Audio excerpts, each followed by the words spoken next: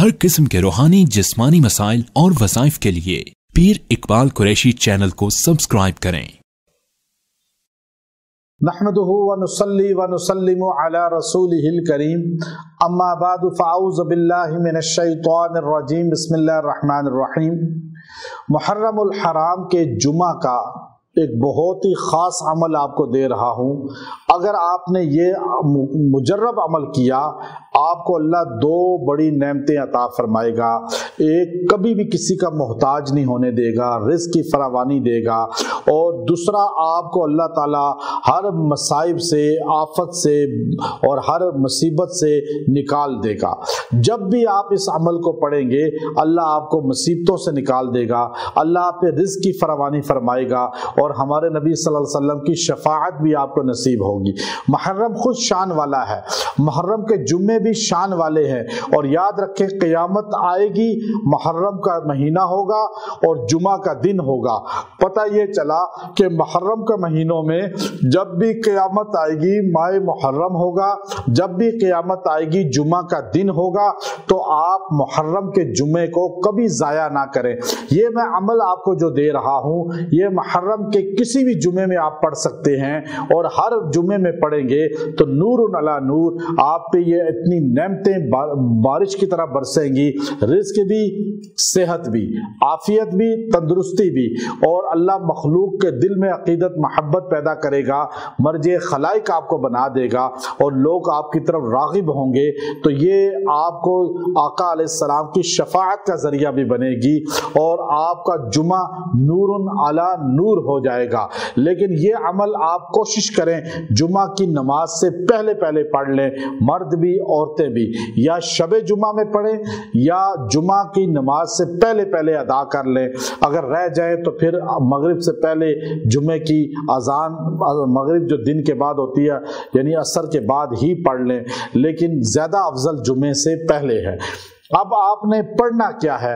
अब आप इसको जुमा कोई भी हो मुहर्रम का, उसमें पढ़ सकते हैं। अगर सारे जुम्मों में पढ़ लें तो और अफजल है। ये महीना गुजर जाए, बाद के जुम्मों में भी आप पढ़ सकते हैं किसी महीने के, लेकिन मुहर्रम के महीनों में ये जुमा के दिन नूरुन अला नूर है। क्योंकि पहले बताया क़यामत मुहर्रम में आएगी, क़यामत जुमा के दिन आएगी, और जुमा आपने इस अमल को अपना ज़िंदगी का जुज़ बना लें। ये मुस्तनद दुरूद शरीफ है, जिसे दुरूदे बीर कहा जाता है। साहिबे दलाइलुल खैरात, पूरी दलाइलुल खैरात जो दुरूद शरीफ की सबसे जामे किताब है, उसका दिल, उसका जो कल्ब है वो ये दुरूद शरीफ है। जैसे सलामुन कौलन मिन रब्बिर रहीम सूरह यासीन का कल्ब है, दिल है, तो ये दुरूद शरीफ पढ़ने वाकी सआदत आपको मिलेगी। इजाज़त के साथ मैं सआदत दे रहा हूँ कि आप ये पढ़ें, अल्लाहुम्मा सल्ली अला मुहम्मद व अला आलि मुहम्मद सलातन दाइमतन मकबूलतन तुअद्दी बिहा अन्ना हक्कहुल अज़ीम। ये आपको स्क्रीन पे मिल जाएगा। आपने इस दुरूद शरीफ को 313 बार पढ़ना है और दुआ करनी है। हमारे लिए भी दुआ करें और तमाम उम्मत के लिए दुआ करें, और इस दुआ से आपकी कबूलियत भी होगी, और आप ये पढ़ के जो दुआ करेंगे वो दुआ भी अल्लाह कबूलियत के दर्जे तक पहुंचाएगा। और इसके बाद जब भी आपको ज़रूरत हो, ये दुरूद शरीफ पढ़ के अपने लिए दुआ करें। जुमा के दिन आप सारी हाजतें पूरा हफ्ता जमा रखा करें, जुमा के दिन बैठ कर ये दुआ कर लिया करें।